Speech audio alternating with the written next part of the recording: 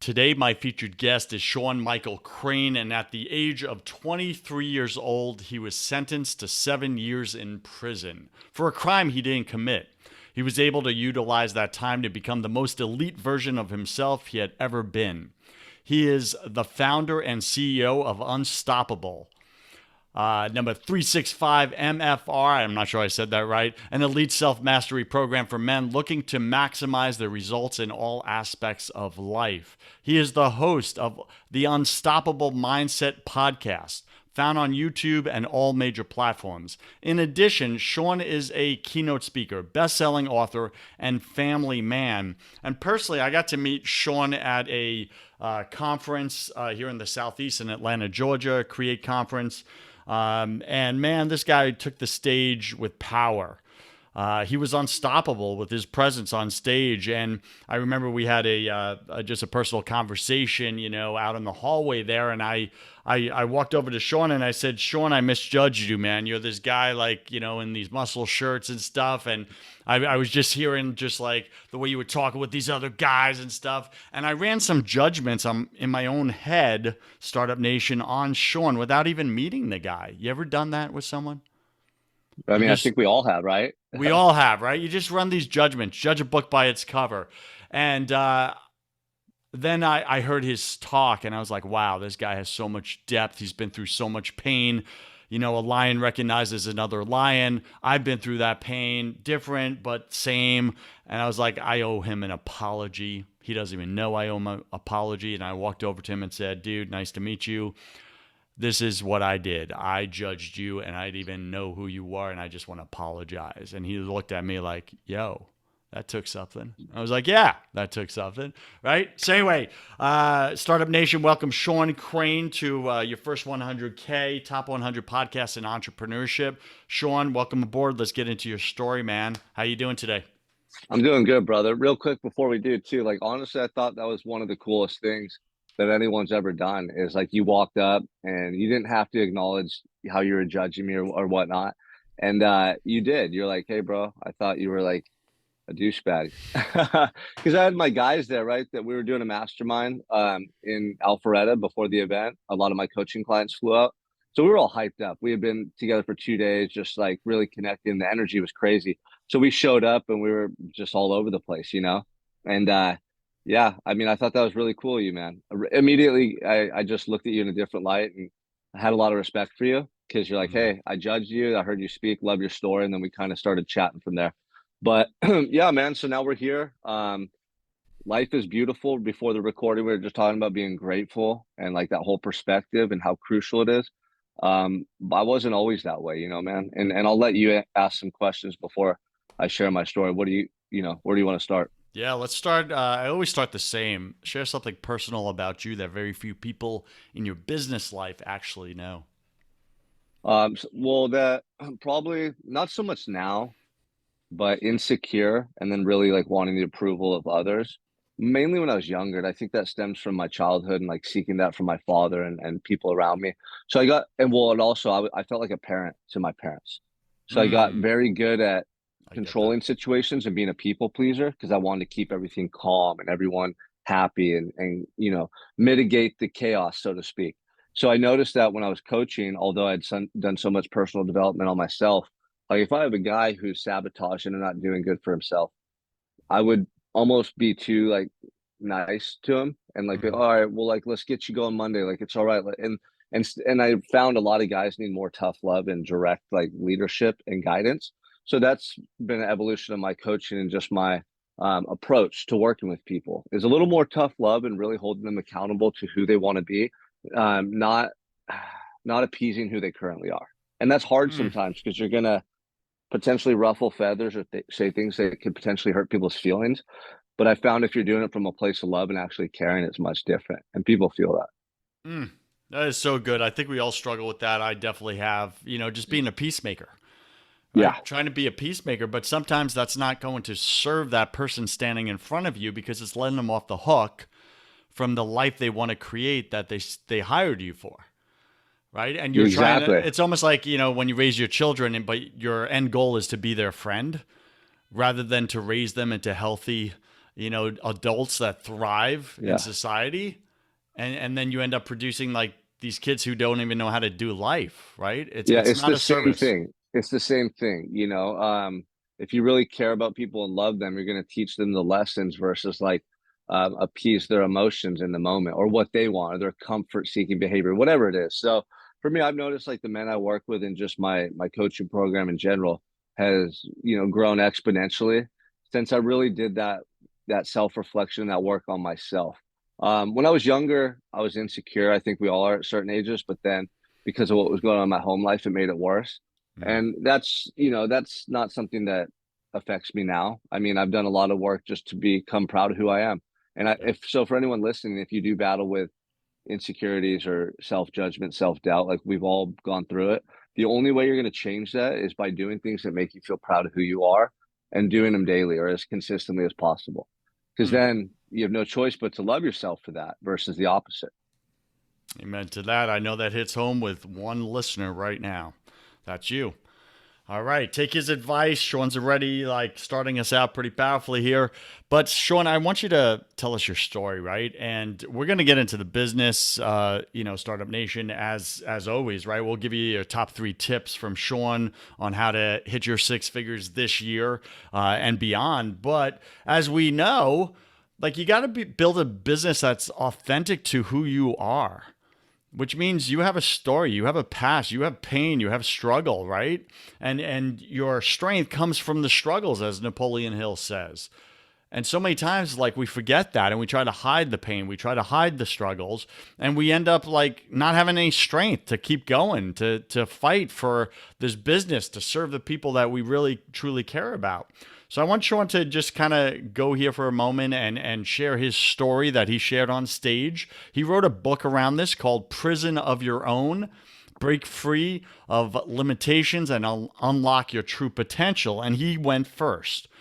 And to me, that's the definition of true success, true leadership is you go first. You go first, right? Then I'll follow. Like if I really see you turn everything around. So Sean, if you would take us back in time, age 23, you get sentenced 7 years in prison for a crime you didn't commit. Take it away. Yeah, I mean, it was like a nightmare, a living nightmare. Being 23 and thinking your whole life's over. It rocked my world, man. And it was something that you have all seen in movies, read about in the newspaper, magazine articles, whatever it may be, but you never think that it could be you sitting in that cell. And when that happened to me, my whole world was turned upside down. Everything I thought I knew about myself, everything I thought I knew about the world was just completely altered and challenged. And it was the best thing that ever happened to me. People always say, man, I'm so sorry that this happened to you. And immediately I say, I'm not. Like, look where I'm at today. This my whole life, my family, my wife, my children, my career, what I get to do every day is all derived from that experience. And so when I was 23, I was at a party and it was a college party where a big fight broke out and I ended up getting brought into it, wrestling around with all these guys. And I didn't know that 2 of the individuals were stabbing people in that fight.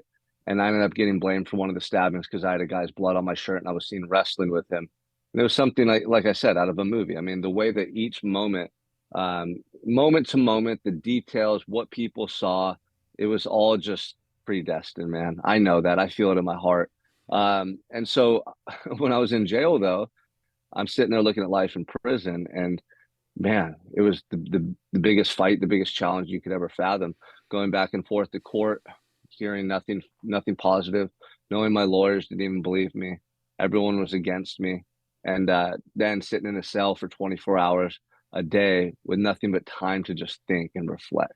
And we all know that our minds can be our greatest asset or our worst enemy. Like how many people just ruin themselves because they can't control those racing thoughts or they, let fear and doubt grip them and consume them.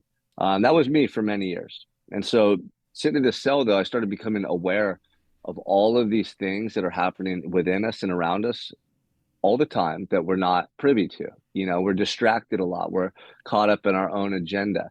And so the world slowed down drastically and it almost felt like everything was in slow motion. And I started reflecting on myself, my life, my past. And I was able to start connecting the dots to all these things that I was previously unaware of, and I was really like coming to terms with my life to that point and going through a lot of acceptance, coming from a broken home, coming from parents who battled addiction, who abandoned us. You know, at 14, my parents abandoned me.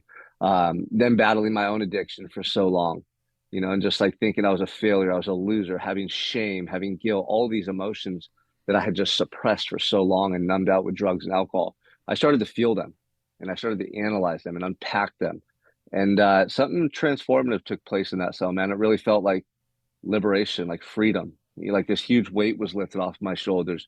And from that point going forward, I started making a conscious effort every day to move towards a person I really want to be and create a life that I would be proud of. And at this time, I didn't know how long I was going to spend in prison. I just knew that every day in there, I was either going to be tormented and afflicted by my past and these negative emotions, or I could maybe find a moment of peace and some solace.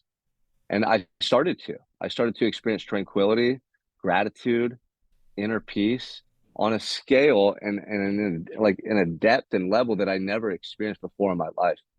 And that's when everything started to change for me. At that point, I knew everything was going to be okay. I didn't know how much time I was going to spend in prison. I didn't know what the future held in store for me, but I just felt like I had unlocked something powerful within. And I just wanted to, my sole mission at that point, my sole objective every day was to continue to cultivate that feeling, that energy, no matter what I had to do every day. That was my focus. Let's pause right there. Sean, this is powerful, right? And I don't want to miss a very valuable piece of wisdom that is a gift, I think, to our audience if they're ready to receive it. And that is this incarceration forced you to do two things. It forced you to feel the pain of your past that you were suppressing and trying to numb out with all these pacifiers, drugs, alcohol, etc. And now you're without these pacifiers, so you're forced to feel the pain of all of it. And then you're forced to face the darkness that's inside of you that we all avoid at all cost. And on the other side of the pain and on the other side of the darkness is the breakthrough, is the triumph, Yeah. is the glory, it's the resurrection. You got to go through the crucifixion, right? And we all avoid the crucifixion. So we never get the resurrection and we're all chasing it. But here you are in this small cell, forced to go there. You know, thank you for that. Thank you for that. So I think you bring up a great point. You were in a concrete cell, a prison, but you also bring up this point that, hey, we have a prison in our own minds. So even if you're not in a physical jail, like so many people are walking around incarcerated in their own mind. Would you agree? Yeah, probably 98, 99% of society has been conditioned one way or another to believe in limitations and believe they're not good enough to do what they really want. That's why I wrote the book Prison of Your Own. And we'll get to that later, but I was shocked when I finally got out and came home to see how many people I knew who were in the same predicament they were prior to me going to prison or worse off. And just how many people I saw walking around living their lives as drones and zombies, you know? Even the way we speak about things, people be like, "Oh, what's up? How you doing, Sean?" I'm like, "I'm great. How you doing?" "Oh, just another day. Just another day." Or like, "Oh, it's Wednesday hump day." Like, what are you so excited to get to the end of the week to do that's not moving you forward in life? You know, people just I felt bad for people, man, because there's this whole way of living and this whole existence right here, and they can't see it. You know, and so yeah, most people created a prison within their own minds. Their thinking, their beliefs. I can't, I'm not good enough. What if I try and I fail? What will people think about me? You know, all the negatives. And they just confine themselves in this prison where they settle in life, in their careers and their relationships for themselves. There's more that they're capable of. They want more. It's a feeling within them, but they never express it through action. So they never see the manifestation of those feelings. And they go through life that way and they die with untapped potential. They die with regrets. They die that way. Millions and billions of people. And it's like it breaks my heart. So that's my whole mission now. If I can reach, like you said, one listener today that this really hits home for them, like I got to change, you know, or one post on social media, one video, one conversation that alters someone's perspective. That's what this is all about. Mm. All right. So you're in prison. You started to work on yourself, right? So you started to, you faced the pain, you faced the darkness, you started to get like all new revelations. You're becoming free in your own mind first, but you're physically still imprisoned. What did you start to do in this very hopeless situation of, hey, I may get free in my own head, but man, I'm like physically incarcerated for the rest of my life. Like I'm on this lifelong sentence. What's the point of getting better? What's the point of improving if I never get out into the free world anyway? Yeah, I mean, I never entertain those thoughts too often because they're debilitating. The reality of your situation will hit you every so often, and it hits you like a ton of bricks. It paralyzes you. Like all of a sudden, like, wait, life in prison? I'm never going home, and it'll paralyze you. So you find ways to, I don't want to use the word distract yourself, but it's almost like stay present in the moment. I think so many people struggle to be present in the moment when there's something looming, whether it's a court case, a divorce. I mean, the economy. People are always like putting themselves in a state of fear about what could happen or what's to come, and they're not in the present moment. And so, what jail and prison teaches you is how to live in the present moment and block everything else out. Because if you think about the past and the things you didn't do or what you wish you could go back to or whatever it may be, that's going to ruin you. Then, if you're stressing over the future and what might happen, you're going to be just completely wrecked. So, you start finding ways to stay busy and stay focused in the moment. And you'd be surprised how many things that you can find in your immediate surroundings that will occupy your attention. Like I had nothing, in a jail cell, and I found a multitude of things I could do every day that would occupy my attention and literally get me through the day. So it started with first just waking up. I would wake up and I started praying and like calling out to God or the universe. At that time, I didn't know what I believed in. I just knew that I needed help. I needed strength. And I felt that there was, something coming alive within me that I'd never known before. And it was my spirituality. It was my relationship with God. I came to believe that I wasn't alone in that cell, that God had a plan for me and that I was going to be okay. And so every morning I would just like think of my family members. I'd think about my life. I'd call out for help, for strength, for guidance. And that's how I started my morning off every single day. And then I would get up and I'd clean my cell and I would take my time. I'd clean it like it was a palace. I'd have a little floor towel. We'd put, the soap they give us or a little bit of shampoo on the towel and clean our cell and just take pride in our area because jail is a filthy place. It's dirty. So we'd clean our whole cell really good.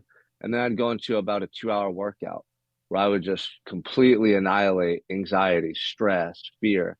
Any negative emotions cannot coexist when you're in that like heightened level of, exercise, gratitude, like these higher level emotional states. You can't have fear and doubt when you're just going through a burpee routine, you're exhausted and you're just like cultivating this energy internally. So I found that out very quickly that when I was struggling to breathe, when I was exhausted, but I was pushing my body, I felt peace. Like I was at peace from all those negative thoughts and emotions.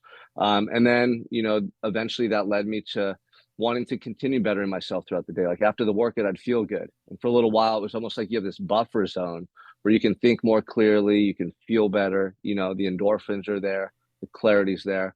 So I would write letters home and read. And that's what I started doing every day. Whatever books I could get, I'd read them, I'd write letters home. But something really interesting happened at that time. I faced a challenge, So when you start to better yourself, you're not going to be perfect.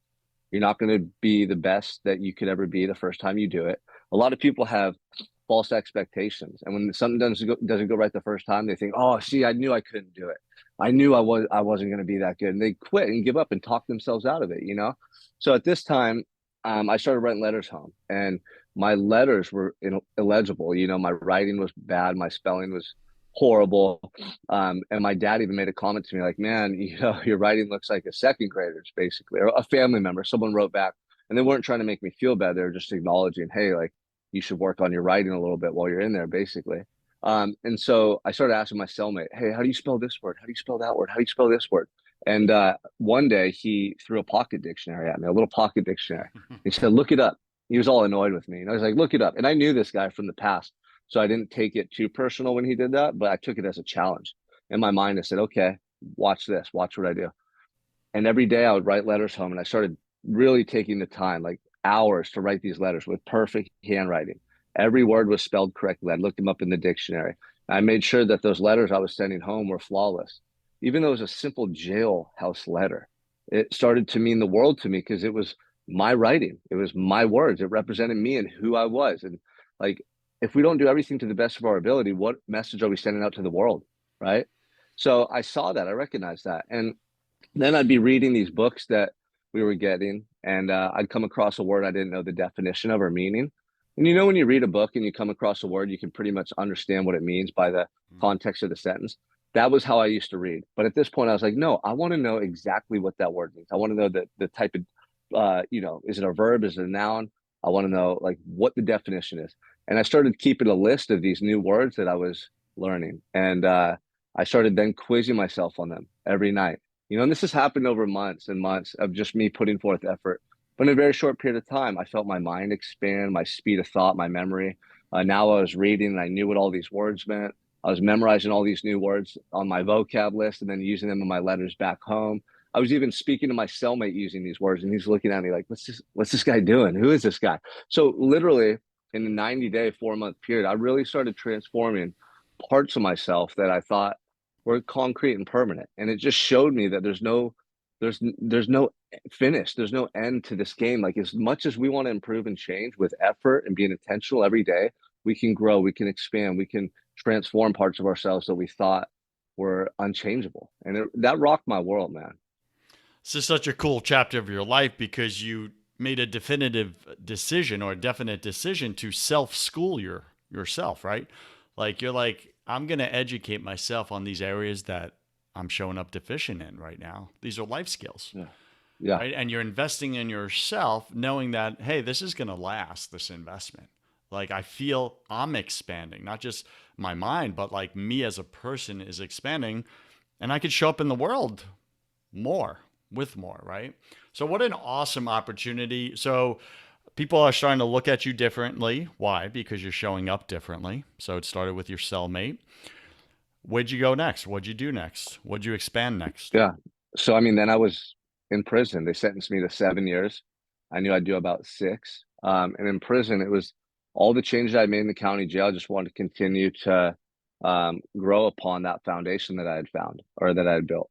So in prison, I would, work out once or twice a day, even harder. My workouts would get more challenging. How many They, push-ups did you did? You told us this on stage. How yeah, many I were would you do doing a a day? 1,000 push-ups and 1,000 squats under an hour before everyone else even woke up. Like, I'd be doing these workouts while everyone's sleeping before breakfast. And for me, like, I love that. I just wanted to really attack my day, and I didn't want to feel like I was wasting a second because I knew that I was going to get a second chance at this point. And I wanted to be ready. I wanted to show the world who I was. And I just felt like every day in prison was an opportunity. And also, it goes back to what I said earlier.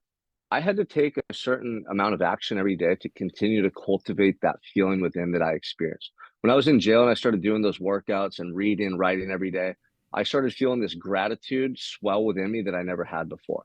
And I started feeling pride in what I was doing and really like self-love on a level that I never could have experienced prior. And it just opened up my eyes like, wow, so it's the daily actions. Like, if I just continue to pour myself into these endeavors, I'm going to continue to feel this way and grow. And who knows what I could do or who I could become in this life. It was like, it was inspiring for me. I was excited. I wanted to see what I could do with my life for the first time.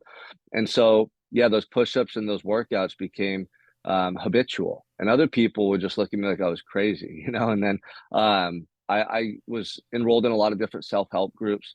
They had Alcoholics Anonymous. I did that because sobriety was a focal point of my personal development. They had, like certain type of like counseling and drug programs that they put me in. Then they also had Toastmasters, which I participated in. And I thought that was so cool, working on your public speaking, how to articulate a flawless speech, all these different things that I was intrigued by. And then So college courses. paint us a picture right there. So Toastmasters chapter in a prison, Crazy. like you're showing up like and just speaking on a random topic in front of 4 or 5 other inmates. So no, so every Tuesday at 6 p.m., they'll, after dinner and everything, or throughout the week, they call people out at evening for different programs. So if it's like Monday's AA, Tuesday was Toastmasters. So I went to my first Toastmaster. Someone told me about it. And I never forget, I walk in the room and there's about 15 or 20 inmates, all dressed in blues. And I started listening to these guys speak. They were giving their speeches that they had rehearsed, and they were incredible. I mean, Hmm. some of these guys were just flawless. And I thought, wow, I want to be able to do that. I saw how the other inmates were looking at them, how everyone was just so captivated by their presence and how they articulated their message. And it was attractive to me. I thought, I want to be able to do that. I want to have that presence, that prowess. And so I started going there and learning the little things that they teach, the skill sets that they teach. And then it came time for me to rehearse and give my speech. And so I started doing that. I remember being in prison in this big dorm room, trying to find a quiet spot in the back where I could sit there and practice my speech. It was something out of like a comedy sketch, Hmm. or in a dorm room and I'm on my rack and everyone around me is loud and it's noisy. And I'm like sitting on my back trying to memorize my speech, Hmm. And any chance I got, I was memorizing my speech. And I did. I gave about 4 speeches in Toastmasters. I got over my fear of public speaking. I got better at articulating my message, pausing, using your body language, all those little things they teach you, and it was amazing. The reason I did it is because it was uncomfortable, and my first thought is I don't want to speak in front of people. So at that point, one of the things I did in prison is anything that I inherently tried to avoid, or talk myself out of, I did it every time. And so like the first time I had to speak in front of people in prison was in a drug program, and my whole face got red, my voice was quivering, I was nervous, and I couldn't even get through my speech. And it wasn't even a rehearsed speech. I was just talking about my life and my past drug history. It was my story, but I was so nervous I couldn't properly speak. And so after that, I just said, you know what? I'm going to learn to master the art of public speaking. I'm going to become an orator. That's like a goal of mine. And any chance I got in that drug program, I'd raise my hand, I'd speak, and that's really where I became vulnerable. In Hmm. prison, I started talking about my parents. For the first time in my life, I talked about seeing my mom overdose. I talked about losing my dad at 14. I talked about all my mistakes, not going to school, not playing sports, not being the person I want to be. And I was just vulnerable in there. And it started helping me really feel better about myself and grow and get past my past, my skeletons too. But also I noticed other guys were more likely to raise their hand and speak after I would go. And that was like a little seed planted, like, wow, okay, vulnerability is not a bad thing. I was taught that my whole life, like don't tell people what you're feeling, don't show them weakness. But I found a way to do it that was empowering, that wasn't weak at all. And I noticed it was helping the other guys. So all these cool things were happening. And then in prison, I found out they had college correspondence programs. So every day in prison, I was either going to self-help groups, working out, or writing papers and taking tests for college. Every day I was reading my textbooks. I was, working on my assignments. And I never really felt like a prisoner. I always felt like I was somebody moving towards a better life, someone that was being productive, someone that was doing the best with what he had in that moment. And it was amazing. I took all these different courses, learned a ton about psychology, basic business. They don't really teach you much about business in those courses, but a lot of things that continue to expand my mindset and really help me to evolve, on a cognitive level, on an intellectual level. So all those things were happening in that 5 years while I was in prison. Sean, this is such a gift. Like this chapter of your life. And it's so counterintuitive for our brain to think of prison as a gift. But you said it early. You're like, I had time. Yeah. And what is everyone chasing right now in the business world? Well, More they need money. They want money, but they need time, right, to create all these things they want. exactly. They want more money so that they could spend more time doing the things that they actually want to do and less of Yeah. the things they have to do, right? And you were forced into this gift of time. I look at my own life like I'm going through this upper cervical chiropractic care from a car accident or whatever, and I'm working with the best specialist in the state here in Florida, and I have to drive an hour each way to get an adjustment that lasts 10 minutes. And man, I was so negative at first. Like I just had the wrong mindset around this. And I was like, man, I have to do this. This is so ridiculous. If only like I had avoided that lady coming running a red light, hitting me. And then someone challenged me and they're like, yeah, but what's the positive in this? What's the gift?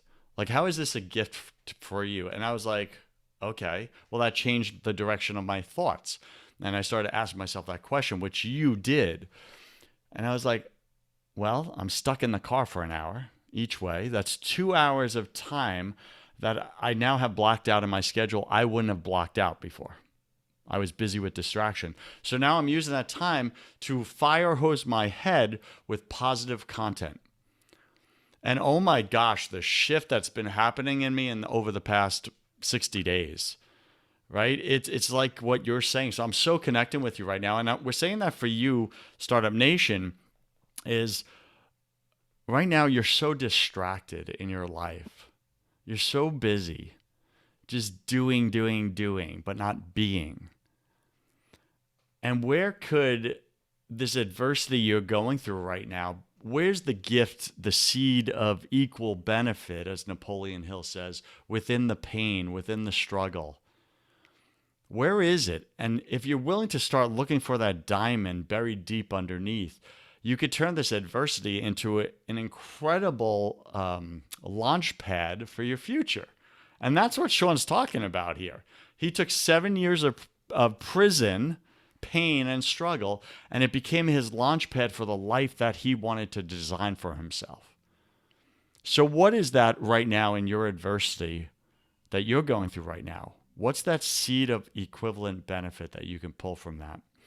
So, Sean, I'd like to leapfrog us into you come out of prison, you're completely different, you're whole and complete in areas you never even knew you were capable of.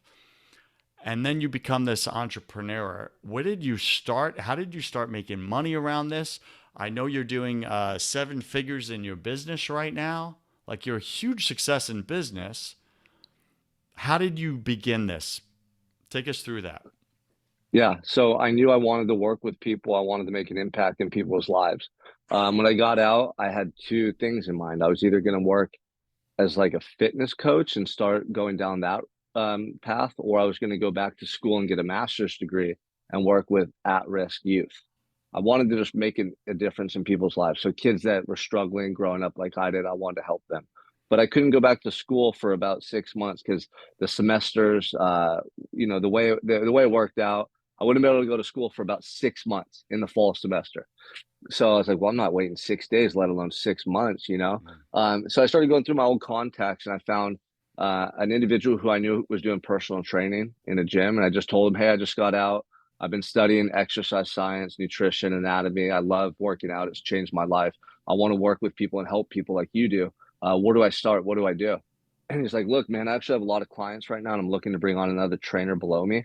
All you need to do is get certified and then come down to the gym, meet the owner, and let's talk. So within 2 weeks, I was certified. I literally locked myself in my aunt and uncle's office, took all the tests, did everything required. And usually it takes 3 to 6 months. I got certified in 2 weeks. I called him back. I'm like, hey, I'm certified. I'm ready. What's up? He's like, dang, man, you're serious, huh? I'm like, yeah, this is my second chance. I'm all in. And so he had me come out to the gym and meet the owner. And the owner's a great guy. He's a Christian, a man of faith. He saw the look in my eyes. He knew I wanted a second chance and he believed in me. And he said, okay, Sean, I'm going to let you train out of this gym. We know your history. We know your past, but prove us wrong going forward about who you are. Like, right. He didn't care about, oh, were you guilty or not? Like he had a gym to run. He knew he had a community of people who he needed to take care of. And he wanted to make sure I was a good fit for the gym. So he gave me that chance. And about 6 months after working there, I decided, I like this place. I love what I'm doing, but I want to be my own boss. I don't want to work for someone else. So I left the gym and started my own fitness company in Santa Barbara. And I started training clients out of multiple gyms, traveling around, hustling every day, just doing whatever I had to do. And I started growing my client base. I started making a little more money.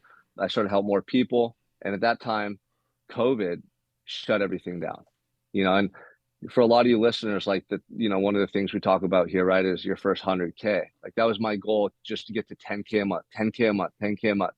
And I was slowly inching towards that. I wasn't, quite there, but then COVID shut the gyms down. And I'm like, man, what am I going to do now? I have now a wife and a newborn. My wife's pregnant again. My oldest son, Mason's 10. He's now like in the other room doing Zoom for school. Like, what's going on? How am I going to take care of them? And it was just a really, really stressful, scary moment for us as a family. And I remember I was so close to going back to a 9 to 5. I was like so close to just throwing in the towel of my dreams and my vision and doing what I think a lot of people would have done, is like make an impulse decision, write off that vision, say, no, I got to do the, take care of the immediate need right now, which is money and my family. But something inside of me knew that that was not the right path for me. I knew that I could make it work. I already had a semblance of success doing what my heart was calling me to do, kind of like forging my path, like finding that job in the gym, getting certified, then creating my own fitness company.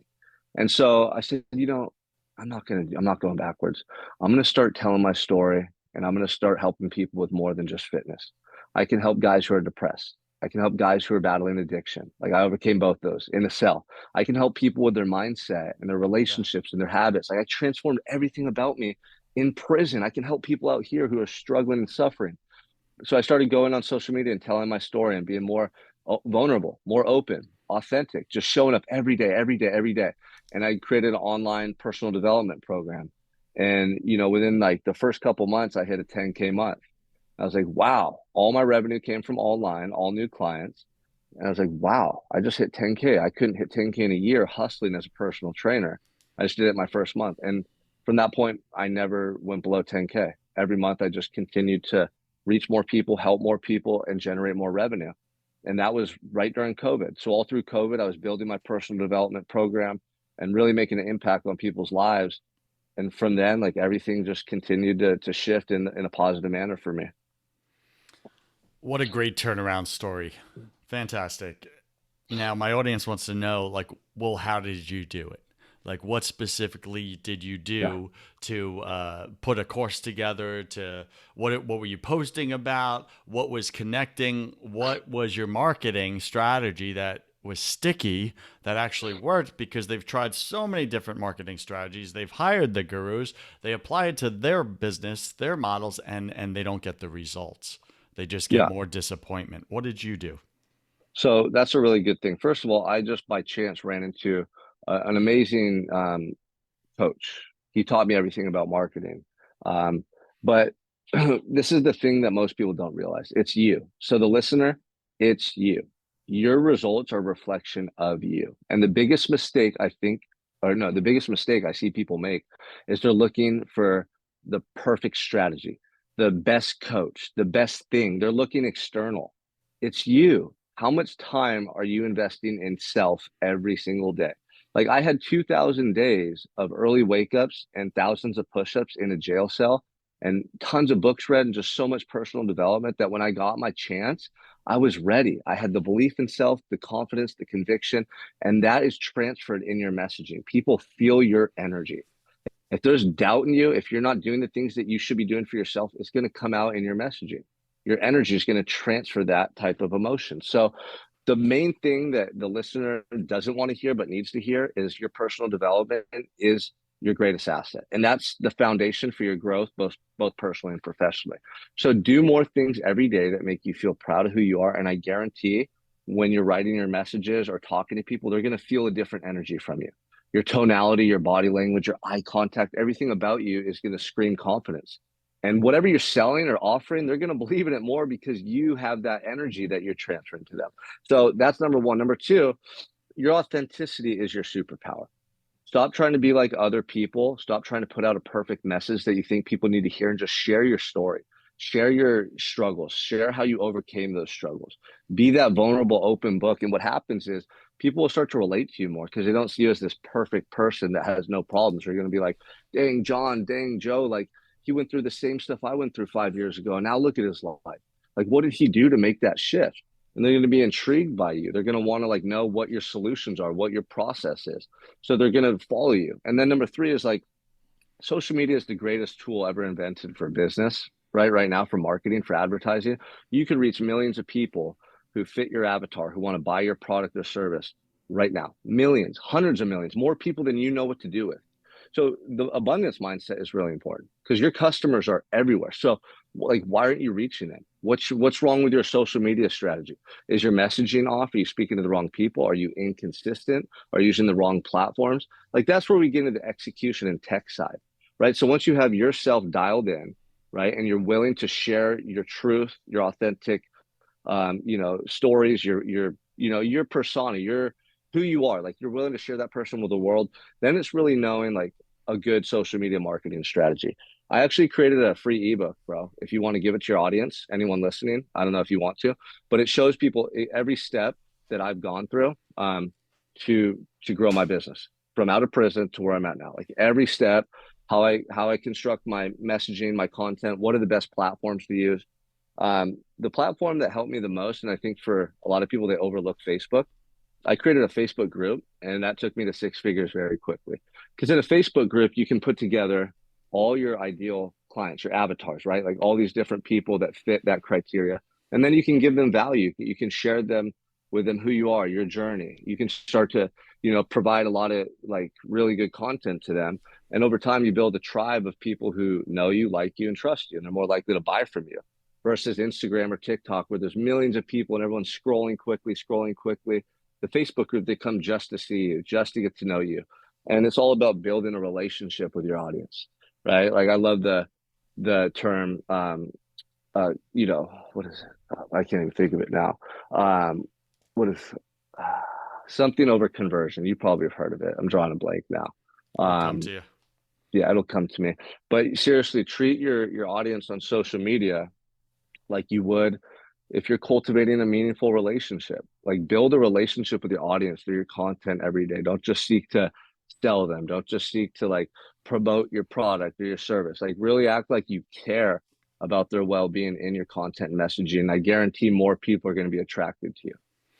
That was such a big shift, is to go from transactional mentality in That's business to relational, right? that's what I was trying to think of. Yeah. You said it right there. That's everything. If you really show people you care and you're showing up and you're being honestly, vulnerability is so important because I think now on social media everyone wants to put up perfect pictures and show that they have this perfect life with great results. And if you could show the results but also you tie it into things that you overcame in the past and the lessons that you learned, people can feel that more and they're going to relate and connect to you more. Absolutely. If you had to start over right now, seriously, okay, everything prison was your gift. You mastered two things in there that you've shared. You mastered two out of your three parts that make you human, right? You mastered your body, your physicality, your fitness, and you mastered your mind, your mindset, right? All that head trash. And then the third part is, your spirituality. So I'm not sure how far you got there or if you would consider yourself, hey, I've mastered that as well, all three parts. But those two areas you mastered, and then you came out of prison saying, okay, I want to go into one of these two areas to help people. Well, this first one is unavailable for 6 months, so I'm going to go into the physical fitness one because I've mastered that. Really powerful. Where would you start over again right now? Like you lose everything. This is a question you hear on other podcasts, but I'm actually just saying it because I'm so curious. You start over from scratch. You lose everything. Where do you start tomorrow? Nobody knows you. Your reputation's destroyed. You're broke you're just so broke. Like, what do you do tomorrow to Yeah, rebuild? I mean, so the quickest answer would be, well, first figure out a problem or a need that people are having. The bigger the problem, the more money they're willing to pay for a solution, right? Or like how many people are struggling with the same issue. Like let's say fat loss, or let's say depression, or let's say learning how to make money, whatever it is. Figure out what that problem is, So and then provide. What would Sean Crane do tomorrow? What would I do? I would just go. I would do exactly what I do every day. I'd get up in the dark, run in the rain, and yell on my phone and share my heart and soul with the world every day. That's all I do, bro. Like life by design. I get up early, face my own negative thoughts, my own demons. So I get up early when I don't want to. I go work out even if my body's tired. And in the process of that, I'm, delivered gems of wisdom from God. Like the universe like rewards you for that effort, right? So I'll literally get up and just run in the morning.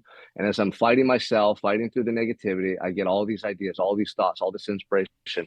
I just pull out my phone, I share it, and people feel that. So I would do that every day on every platform. I'd post all day long every day. I'd be relentless. I'd work out every day. I'd show people. I'd show them what I'm eating. I'd show them how I'm living. I'd show them how to live, how to master self and live an ultimate life.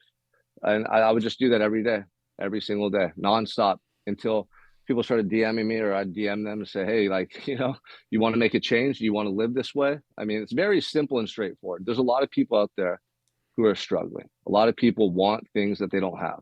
They don't know how to get there. So if you could find a solution to expedite that process, like you better be sharing with it and make more offers online. DM people, have conversations. Like if you really care about people and you know what you have to offer will help them, why are you not doing everything in your power to reach them? Like everyone's timid and scared. Oh, I don't want to DM them, or I don't want to sound too salesy. Like if you're thinking about sounding salesy, yeah, that's gonna probably mess you up more than just talking genuinely about what you're doing and why it can help people.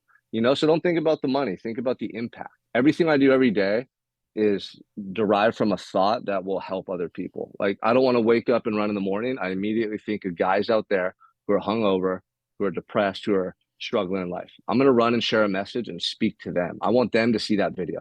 And then I think about my wife and kids. I know that if I don't get up and conquer my own negative thoughts and demons, then I'm going to be irritable and a lesser version around them. That's unacceptable.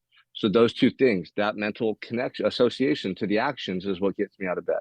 So all day long, everything is like seeing the impact, seeing the impact. How can it affect other people in a positive manner? Startup Nation, aren't you glad I asked that question? I mean, that I was hope an that was a good answer. that I was an hope that was a good. authentic answer, because you were giving me the cookie cutter answer. Well, here's what Oh you should yeah, do. You start, you do this or whatever. And then I was like, what would you do? And you're like, well, I would yeah, just show up, fight my demons, and keep doing what I'm doing. Like, this is how I would do it. This is what's worked for me. Like, this is who I am. Like, nothing yeah, is going to change in how I'm showing up.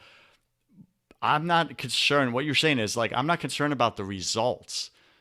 I'm yeah, committed to creating impact in other people's lives. And the way I do that is by constantly developing myself and then yeah. When sharing you that. when you believe in what you're doing, you want like I want this feeling so bad every day that I am consistent. I'll never miss because of who I'm becoming. You hear people talk about the process, not the destination. It's so true. Like I'm in love with my life and what I get to do every day. And this is the same approach and mentality that I had in jail cell with nothing. And it would be the same approach and mentality if social media was gone and there was no business. Like I would still do this stuff every day, no matter what. I'm such a fan of what you're saying. Like, people want to know, like, are you for real? Are you genuine? Are you really Yeah. living this life that I want? I had the honor of one of my clients. He booked me at a retreat for 8 guys. They're all millionaires, mega millionaires. One was a billionaire, and they invited me in on their 3-day retreat to spend 9 to 5 one day to teach them. Right, so like I had a captive audience of my potential clients from 9 to 5, and I walked them through this content, and I did a labor of love and created a little workbook just for these 8 guys, right? And that was the content. And I'm just pouring into them, and they're just having all these ahas and breakthroughs. But I remember there was this one guy who was the heckler in the group, right? There's always a heckler. And he just kept cutting me off. And he's like, every point I was making, not every point, but every other point, he was like, yeah, but where are you in your life? Are you there? Is that you? Like, he was checking in, like, are you for real? Because I want this. But I need to know that you did it, and I can have it. Like, are you living this? And like, I wasn't shaken by it because I've lived it and I've gone through the darkness, I've gone through the pain. So I didn't take it as a challenge. I was like, wow, this guy's hungry. Like, he really wants it. And that was such an example of what you're saying, Sean. Like, people just want to see, are you for real? Did you go through the darkness and come out the other side? And are you willing to take me there? And I think that's what you're saying here. And Yeah. Startup Nation, that's for you. Like, what's the darkness you've already walked through and came out the other side successfully? And Yeah. if Well, you because it qualifies you. Like, who am I to help another guy battle his demons if I haven't overcome my own? Like, I'm not qualified. So prison qualified me. When I was incarcerated, I knew that it was an asset. I knew it was. I knew it was going to differentiate me from everyone else in the marketplace, and that very few people had that experience to draw from. So, from a marketing standpoint, it's very intriguing. When I talk about prison, people are like, wait, what? You did how much time in prison? Wait, you didn't do it? So, it opens them up to the deeper message of how to conquer their own demons, how to master self, what are the things they have to do every day. Everyone's heard about self-talk, everyone knows about habits, everyone knows why exercise is good. Like, you hear it all the time, but the context is off. When you tie it to a story that's emotionally charged, like I've been able to do, then you get people to really open their eyes and go, wow, so Sean was in prison, but because he worked out every day and he was taking care of himself, it helped him through that dark time. So he wasn't defeated, so he actually came home a stronger version of himself. wow, and it led him to like tackling other challenges like college courses. And then, because of that experience, he had the confidence to write a book when he came home. And now they start connecting the dots and they're like, wow, I want something like that in my life. But if I was just like, yeah, you should work out because, when you're fit, you feel better and having abs is great, and eat broccoli and chicken because you'll live forever. And like, no one feels that. You got to talk to people in a way that gets them to feel on a deeper level. And Ed Milet always talks about like why McDonald's is so successful, not because, they have the healthiest food or the best marketing strategy. They sell happiness. They correlate happiness with their product. So if you can do that on some level with your clients, and you sell them the dream, the vision, you cultivate the vision for them, you help them to see what your product, what your service is going to do for them later on, and how that's going to impact their life, you're going to have a lot more success. Powerful. Startup Nation, become the dream that you're selling to your product. Become the dream that you're selling to your client. Like, you got to go first. You got to live it, become it, do all that personal development, do the hard work, right? Face that darkness, come out successful, and then sell you. Sell the life you created for yourself. And people are like, wow, I want that. How do I get it? Well, let me show you. This is what you do. We've been speaking with Sean Crane, Sean Michael Crane. You can find him at SeanMichaelCrane.com. And he is going to offer you that free ebook at the end, which was a very generous offer. Unfortunately, we're running out of time here. We have just a few more minutes with him. But man, he has shared his heart. He's shared his past, his struggles with authenticity. He shared the vulnerability. That's his secret sauce. And we've covered so much here. And Sean, now we're about to enter my favorite part of the show. Welcome to the hustle round. I'm going to ask you 10 quick fire questions. Let's go. Yeah, for sure, man. You have 3 seconds to answer each. Don't overthink Oh, it. Just okay. share what comes first. It's like a game show minus the prizes. You ready? Yeah, let's do it. All right. What's your favorite thing about owning your own business, going out on your own, taking all this risk? I get to do what I want, when I want it, how I want it. Amen. What's your least favorite thing?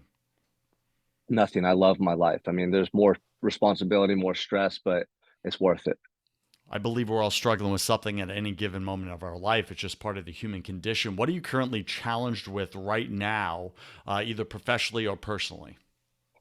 This thing that's called balance that doesn't exist. So instead of balance, just being fully present and intentional everywhere I'm going every day and pouring into the people that I'm with. Um, it's challenging sometimes when you get tired and you have a million things going on, but if you could train your mind to be present everywhere you are, I guarantee you'll be happier and you'll get better results. So cool, man. That's exactly what the topic was for the 8 millionaires, is like, how do I create harmony, not balance, harmony in my personal, family, and Can business? I share that real quick? Because this is Yeah. important, man. So when I go work out and I'm doing like heavy leg day, I psych myself up. Like I know what's to come. I'm going to attack it, right? Or a long day of business, all these appointments, I psych myself up. So the thing I do is like when I'm coming home after a long day, I do the same with my family. I get like pumped up, like, let's go. And I'm going to be the best dad. I'm going to be so fun. I'm going to read every book. I'm going to play these characters and I'm going to sweep my wife off her feet. So I'm learning to channel that same mentality because working out's easy for me. That's like my thing. Business is easy for me. That's my thing. Family, I love. I'm a family man, but you got to like be able to turn it off and turn it on in different ways. So for me, just being intentional, that's what it's all about. Thanks for sharing that. That's awesome, man. What are you most afraid of? Just not maximizing my potential, making excuses and dying with regret. Yeah, for sure. What did you spend way too much time doing your first year in this business? Just a million things that didn't move the needle. So like pretty pictures, shiny object syndrome, perfect looking website, infographics. No one cares about that. Just speak to their heart and be vulnerable and be real. What secret fear do you have about people? That they won't like me. What do you wish you had learned sooner in business? Um, Really just about how important consistency is. Yeah. What's a new habit And, you're and going? so Go ahead. just like the thing that really hockey sticked my revenue and my growth, my business is when I started literally showing up every day, all day, all over social media. But I think it takes a little time to really get convicted in your message and to refine your message to the point where then it hits. And when you do, if you're a coach, consultant, or someone building a brand, show up every day, all day, and don't be scared to oversaturate the market. You want people every time they turn on their channel to see you and either block you and get sick of you or sign up for one of your programs. They're like, this guy again? He's Yeah. everywhere. That's good marketing. When they say he's everywhere, that's good marketing. What's a Yeah. new habit you're going to create this year? Surfing with my wife once a week. Dude, that's awesome. What's a bad habit you going to break this year? Biting my nails. I used to do it when I was a kid, and then like I just like I'll be like doing an interview with you and I'm like picking at my nails. It's a habitual thing. But I don't like it, so I'm gonna break it. Good. Pick 3 words to describe who you are now. Oh, relentless, passionate, um, family man. That's more than Nice. three, but you got to Nice. throw that last one Yes, you do. Pick 3 words to describe who you were your first year in this business. in. Ooh, curious, hungry, willing. And last question, Sean, if you could come back to life after you died, look your wife, your kids in the eye, your family and friends, and give them only one piece of advice about true success in life, what would you say to them? Yeah, I mean, it's not a thing. It's nothing external. It's within you. It's a feeling. You don't always need more. Like you need to just be honest with yourself and do what your heart's calling you to do.